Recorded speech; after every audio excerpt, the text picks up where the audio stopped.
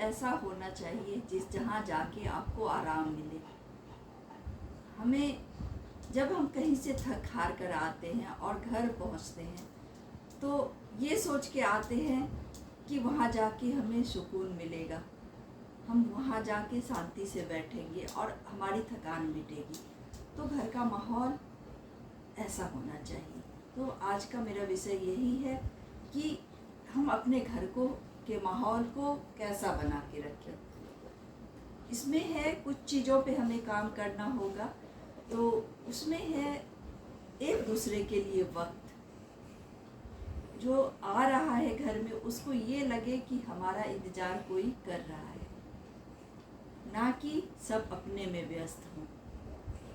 वो थका हारा इंसान जब आता है तो उसके लिए हंसते हुए दरवाज़ा खोलने वाला कोई हो, नहीं तो फिर वो अकेला क्यों ना रहे। घर का मतलब अगर ये है कि आपका इंतज़ार कोई ना कर रहा हो तो फिर उसका आना ये मैंने कोई वजह ही नहीं बनती कि वो क्यों आए। फिर घर उसका परिवार अगर उसका इंतज़ार कर रहा है तो उसे अच्छा लगता है।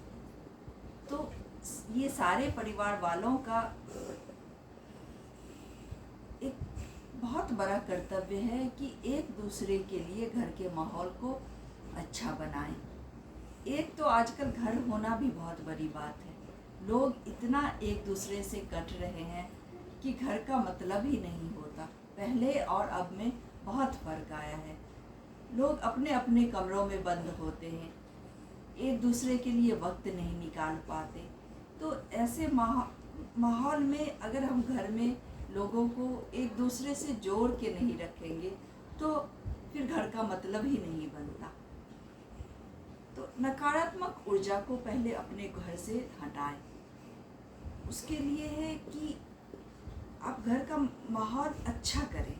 घर का माहौल अच्छा कैसे हो तो है उसमें पहली चीज़ जो मैं कहूँगी कि सुबह शाम भजन बजाएं, इससे भी घर का माहौल बहुत अच्छा होता है।